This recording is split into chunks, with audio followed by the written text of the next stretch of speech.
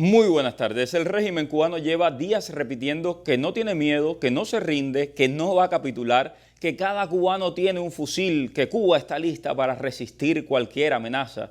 Oye, pero si de verdad no tienen miedo, ¿por qué tiemblan ante la cámara de un youtuber, de un joven? En las últimas horas, por cierto, el presidente Donald Trump volvió a poner a Cuba en el centro del debate internacional. Dijo que la isla está devastada, que va a ser un honor liberarla y que después de resolver lo que está pasando en Irán, puede que envíe al portaaviones Abraham Lincoln cerca de las costas cubanas como una señal de presión máxima. Hay quien dice que esto fue una broma, pero, señores, lo volvió a repetir justo ayer, que tenía una obligación moral de hacer algo por Cuba, porque la mayoría de los cubanoamericanos habían votado por él. Las palabras son muy fuertes, palabras que ya han provocado una reacción inmediata en La Habana. Díaz-Canel habla de agresión, Bruno Rodríguez de amenaza militar. El aparato propagandístico vuelve a desempolvar el mismo libreto de siempre: patria o muerte, resistencia, invasión, el enemigo, el yanqui. Pero no nos engañemos, aunque ellos dicen que las bombas no tienen nombre, sí que el target tiene un nombre: la familia Castro y sus vasallos en el poder. Miren lo que pasó en Venezuela. Mientras el régimen se presenta como una fortaleza heroica frente a Washington, la realidad muestra otra cosa. El poder cubano es profundamente inseguro, paranoico, incapaz de tolerar una pregunta en la calle, una entrevista espontánea o un video sin pasar por la censura oficial. Ahí tiene el caso del youtuber estadounidense Nick Shirley. Viajó a La Habana para documentar cómo se vivió bajo el comunismo. Según lo que contó en su testimonio, le confiscaron parte de su equipo al llegar, luego lo vigilaron, lo siguieron, terminó grabando desde su propia habitación en el hotel por miedo a ser detenido o impedido a salir de Cuba. Ahí tienen la gran contradicción. El gobierno cubano dice que no teme al portaaviones más poderoso del mundo, pero le tiene miedo a un teléfono celular. Dice que no se deje intimidar por Estados Unidos, pero manda a agentes a perseguir a un muchacho que pregunta por el comunismo en la calle. Dice que defiende la soberanía nacional, pero no permite que los cubanos hablen libremente sobre su propia realidad. El régimen sabe que su mayor enemigo no está a 100 yardas de la costa. Su mayor enemigo está dentro de Cuba. Es la realidad que se vive todos los días, la verdad del pueblo cubano. La verdad de los apagones, de los hospitales a oscuras, de las familias que no tienen comida, de los jóvenes que se van por miles, de los presos políticos, incluyendo niños, de un país que se está cayendo a pedazos mientras sus dirigentes hablan de resistencia creativa desde oficinas con plantas eléctricas, con seguridad, con comida garantizada, con hijos en Estados Unidos, con privilegios. Vamos a analizar todo este nuevo momento, la presión de Washington, la reacción desesperada de La Habana y el miedo del régimen a que el mundo vea lo que realmente está ocurriendo dentro de Cuba. Soy Mario Pentón, bienvenidos a Cuba al Día. Radio y Televisión Martí presentan Cuba al Día con Mario Pentón. Cuba al Día. Y el secretario de Estado Marco Rubio acaba de anunciar un viaje al Vaticano en lo que muchos ven como un intento para, de alguna manera, influir en este actor que ha sido muy importante en temas relacionados con Cuba, siempre que ha existido una fricción entre Estados Unidos y el régimen cubano, pues el Vaticano ha intercedido, ha intermediado. Entonces, el Rubio va al Vaticano, se va a reunir, mañana sale hacia Roma y se va a reunir con el Papa el próximo 8, si no me equivoco, el 8 de mayo. Y todo esto se da en medio de una nueva proclama presidencial, de una nueva orden ejecutiva que endurece las sanciones sobre la dictadura cubana y tiene un detalle muy especial sobre los que colaboran con la dictadura cubana, incluyendo los familiares directos de aquellas personas que han sido sancionadas. Para hablar de todo esto, de qué significa, de qué se cuece por detrás del telón, me acompaña Óscar Grandío, excelente amigo, analista, escritor. Acabamos de estar juntos en Bogotá presentando su libro Mejor no me callo. Óscar, ¿cómo estás? Muy bien, Mario, aquí regresando de Bogotá, donde tuvimos unos días intensos, ¿no? Tú y yo, donde enfrentamos ahí a la represión transnacional cubana, ¿no? Que desgraciadamente para ellos no fue exitosa. Dicho sea de paso, el video está viral. He visto muchísimos medios de prensa colombianos tomando el video, también políticos, mucha gente hablando de lo que intentaron hacer estos simpatizantes de la dictadura cubana, intentaron boicotear la presentación de tu libro y cómo se fueron con la cola entre las patas después de haberle cantado las 40 ahí. Pero bueno, hablemos de Rubio, este viaje. ¿Cómo crees que puede interceder el Vaticano o que puede intermediar el Vaticano en medio de esta situación tan compleja cuando el presidente Trump acaba de decir y reiteró nuevamente hace unas horas que al regreso de Irán él se va a ocupar de Cuba y dijo ayer que él tiene una obligación moral porque la mayoría de la comunidad cubano-americana había votado por él y que por lo tanto él tiene que hacer algo con Cuba? Bueno, el viaje de Rubio evidentemente reconoce el rol que tiene la Iglesia como intermediario con el gobierno cubano, ¿no? Y la Iglesia ha tenido, digamos, un rol importante en los últimos años en las conversaciones que ha tenido Estados Unidos con Cuba. Acuérdate de cuando el régimen hace unos meses anunció que iba a liberar presos, que eso que en realidad fue una farsa. Liberaron presos comunes y no liberaron prácticamente ningún preso político, pero eso fue parte de una negociación donde el Vaticano fue intermediario entre Estados Unidos y el régimen cubano. Ahora yo creo que el Marco Rubio, en este aumento de la presión sobre Cuba y donde el Vaticano obviamente juega un rol importante, yo creo que están tratando de decirle al Vaticano que convenza al régimen cubano de que no tiene salidas, ¿no? Y sobre todo, yo creo que lo más importante que ha pasado últimamente, donde el régimen cubano no tiene salidas, es el decreto de Trump del día 1 de mayo, ¿no? Donde prácticamente se le han cerrado todas las puertas al régimen y donde prácticamente Gaeza no tiene futuro desde el punto de vista económico, ¿no? Digamos, un jaque mate del gobierno norteamericano hacia Cuba. Y yo creo que Rubio, con este viaje al Vaticano, digamos, está tratando de usar el Vaticano como intermediario, como siempre se ha utilizado, para que el Vaticano, digamos, y a través del Papa, hable con el gobierno cubano y les diga que no tienen opción. Ellos escuchan al Vaticano y yo creo que el rol de la Iglesia dentro de Cuba ha sido importante, sobre todo últimamente que el gobierno norteamericano está usando a la Iglesia y a Caritas como, digamos, una fuente bastante útil de entrega de ayuda humanitaria. Y yo creo que esto más que nada tiene que ver con el rol intermediario del Vaticano, pero no creo que vaya mucho más allá. Hay que recordar que hace unas semanas estuvo en Roma el canciller del régimen cubano, Bruno Rodríguez Parrilla, quien iba persiguiendo a Mike Hammer. Mike Hammer llegaba a Madrid, luego iba Bruno Rodríguez a Madrid. Mike Hammer iba a país por país, así fue detrás Bruno Rodríguez y también lo hizo en Roma, en Italia, donde además se quedó y cabildeó para conseguir una cita con el Papa. Él se entrevistó con el Papa, en ese caso no como canciller del régimen cubano, sino como enviado especial del presidente de Cuba. Eso a mí me llamó mucho la atención, porque hay toda una negociación por detrás aquí que a veces se nos escapa.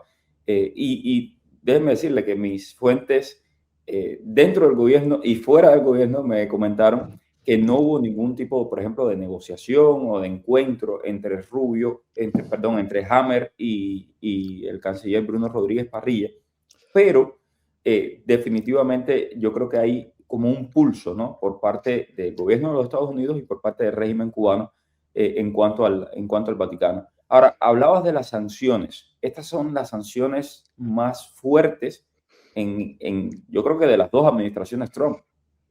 No, estas no son las sanciones más fuertes y más significativas, que solamente se comparan con el inicio del embargo en el año 60 con Kennedy, cuando se lanzan las primeras órdenes ejecutivas que inauguran una política de sanciones hacia Cuba, y con la Helms-Burton del 96.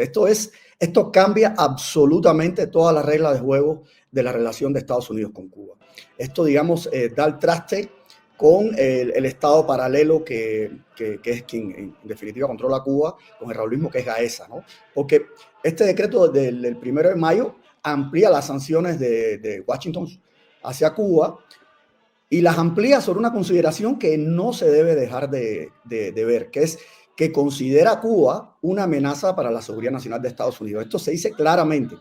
O sea, aquí no hay otras consideraciones de que Cuba viola los derechos humanos, de que Cuba se robó los activos norteamericanos. Aquí se considera Cuba como una amenaza para la seguridad nacional. Es algo que yo vengo diciendo desde la administración pasada, donde todas esas flexibilizaciones que hizo la administración Biden, digamos, ponía en peligro la seguridad nacional de Estados Unidos, porque Cuba, y siempre lo he dicho en todos los lugares donde tengo la oportunidad, es la mayor amenaza para la seguridad nacional de los Estados Unidos en el hemisferio occidental. Entonces, estas nuevas medidas, digamos, bajo esta consideración, son una extensión de lo que Trump anunció a finales de enero, cuando cuando impuso aranceles adicionales a los países que indirectamente proveían de petróleo a Cuba. Y estas nuevas sanciones, Mario, están dirigidas a funcionarios, a entidades, y esto es muy importante, a todo aquel que ellos consideran, el gobierno norteamericano considere cómplices de actos de corrupción o violaciones de derechos humanos. Y baja más allá, considera que se incluyen aquí las personas o entidades que operen en los sectores de energía, de defensa, minería y finanzas de Cuba. Y también se incluyen bancos, se incluyen empresas extranjeras que hagan negocios con entidades cubanas sancionadas que también podían quedar excluidas del mercado norteamericano. Imagínate, aquí esto significa que toda empresa, todo individuo o toda entidad que tenga cualquier tipo de relación o negocios con Cuba quedan sancionados. Esto implica todo el que hoy hace negocios con La Habana. Implica empresas como Meliá, como Iberostar, implica cualquier banco donde quiera que esté, que tenga cuentas de Gaesa, implica todas estas empresas que han abierto de prestanombres en la Florida, que transfieren dinero, transfieren recursos en ambas vías, desde Cuba hacia Estados Unidos, de Estados Unidos hacia Cuba. Incluyen empresas que importan, exportan, incluye empresas, por ejemplo, como las canadienses, las mineras, incluye todo. Esto es, digamos, una asfixia absoluta del régimen cubano por parte de los Estados Unidos. A partir de ahora, nadie se va a atrever a negociar o a abrir negocios o a continuar comerciando con Cuba. Es una espada de Damocles que pende sobre el régimen cubano. Entonces, digamos, esto ya es una máxima presión que con la crisis y el colapso absoluto del régimen cubano que se ha dado antes de estas sanciones, esto implica, es un endgame, o sea, el régimen cubano está contra la pared absolutamente. Esto implica que no van a poder, por ejemplo, procesar remesas como lo estaban procesando hasta ahora. Imagínate, el año pasado, a través de las entidades de Gaesa, casi el 90% de los $2 billones que llegaron a Cuba como remesas fueron procesados por entidades de Gaesa, con prestanombres de Gaesa, desde fuera de Cuba, no solamente de los Estados Unidos, desde Canadá, etcétera. Déjame aclarar ahí, 2 billones, 2.000 millones de dólares. ¿Sí? No es que sean 2 millones de dólares, sino 2 billones. 2 billones. 2.000 millones de billones. Son 2 billones de dólares. Y, por ejemplo, las licencias que se habían abierto, que se han abierto cada año, que autorizan la importación de bienes de Estados Unidos, que el año pasado fue casi 890 millones de dólares. Que hemos descubierto gracias al trabajo del recaudador de impuestos, Dariel Fernández, que entre otras cosas lo que importaban era jacuzzis, autos de lujo, todo tipo de productos, rones, todo tipo de productos. Te voy a dar un dato. El año pasado, en el 2025, de esos 800 y tantos millones de dólares de mercancías que se importó desde Estados Unidos hacia Cuba, 150 millones fueron exclusivamente de autos. ¿Y quiénes importan los autos en Cuba? O sea, y esta medida ejecutiva del 1 de mayo, digamos, acaba con todas estas porosidades del embargo y ponen a Cuba, al régimen cubano en una encrucijada que o negocian o perecen. Y sobre todo les da donde más les duele, que es el tema del dinero. Porque, digamos, la élite esta raulista, a partir del 2006, como tú sabes, o sea, transfirió todos los recursos del Estado cubano a una entidad privada que es Gaesa. El Estado cubano es un cascarón vacío. Quien realmente controla la economía de Cuba y todas las finanzas que ingresan al Estado cubano es Gaesa. Por lo tanto, si tú cierras todas las entradas de dinero a Gaesa implica cerrar todas las entradas de dinero a la familia Castro. Esto implica que se los pones contra la pared. Y es una familia que está acostumbrada a enriquecerse y a vivir de una manera feudal en un país que está totalmente destruido. Entonces, digamos, esto sí, estas medidas del 1 de mayo implican, digamos, un cambio radical en las políticas de Estados Unidos hacia Cuba, y yo creo que son definitivas. Creo, inclusive me atrevo a decirte, Mario, que son más definitivas que si se enviaran drones a Cuba. O sea, yo creo que esto sí es una medida que impone una presión extrema sobre el régimen y los hace inviables y hace inviables a Gaesa. Yo me imagino que a partir de ahora, o sea, los ejecutivos de Gaesa estén moviendo dinero a Rusia, me imagino, porque no, bajo estas medidas no les queda otra, porque no pueden tener dineros en ningún banco en el mundo, porque esos bancos serían sancionados si se descubre que tienen dinero de Gaesa o del régimen cubano en sus cuentas. Y dicho sea de paso, aprovecho para mencionarlo aquí. Hay una cláusula en la ley estadounidense que si usted conoce, por ejemplo, que un banco está violando las sanciones de los Estados Unidos y usted lo denuncia, y por supuesto esto se hace a través de una oficina de abogados, etcétera, etcétera, usted incluso puede recibir una porción del dinero que el gobierno de los Estados Unidos incaute. Así que esas personas que saben dónde está el dinero del régimen cubano, sepan que si usted hace la denuncia oportunamente y con los abogados correctos, incluso usted pudiera obtener una porción de ese pastel que le han robado al pueblo de Cuba. Muchísimas gracias. Sí, Mario, no, para terminar, hay una cosa importante de esta nueva orden ejecutiva, y es que no tiene, digamos, no aclara exactamente cómo es que se van a imponer estas sanciones. Por lo tanto, es una medida que directamente, si la administración decide unilateralmente que tal empresa, tal entidad opera con el gobierno cubano, con Gaesa, con quien quiera, son sancionadas inmediatamente. No hay un mecanismo burocrático que pueda tomar años o que pueda tomar meses, sino inmediatamente, si deciden que tal empresa o tal banco o tal entidad coopera con el gobierno cubano, automáticamente son sancionados. Eso es fatal para estas entidades que cooperan con el gobierno cubano. Dicho sea de paso, he estado conversando con algunos funcionarios y tal, y créanme que van en serio, se lo están tomando bien en serio, y yo creo que en las próximas semanas vamos a ver los primeros efectos de estas medidas. Bueno, muchísimas gracias, Oscar Grandillo, se nos acaba el tiempo, siempre es un placer conversar contigo, y nada, espero que nos sigamos viendo por aquí para analizar la situación de Cuba, y que Dios mediante, pues esto se resuelva ya de alguna vez y de alguna forma. Gracias, mil. Claro, gracias a ti, Mario. Quédese con nosotros porque al regreso vamos a ver todo esto que dice el presidente de que si un portaaviones cerca de la costa de Cuba, ¿qué implica tener un portaaviones cerca de Cuba? ¿Qué puede hacer ese portaaviones? ¿Cómo es ese portaaviones? De todo eso vamos a estar hablando con un importante militar. Gracias. Estás escuchando Cuba al Día con el periodista Mario Pentón.